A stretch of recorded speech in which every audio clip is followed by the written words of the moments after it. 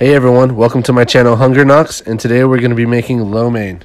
This is a very simple dish to make and it doesn't take long. Check out the ingredients list right there, but super easy and tasty. So let's get started. We're going to need a ripping hot pan. We're going to drop our oil in there and then get our veggies in.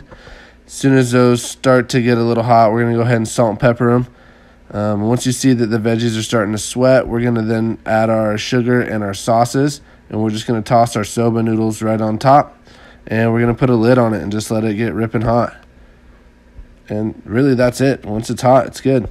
You can mix this up, add different veggies if you want. You can do whatever, but that's basically easy dish. So, got my boy. He wanted to come say hi, obviously. He's such a cute kid. Say hello. Hello. But let's plate it up. That's it. Super easy. Make it. It's delicious.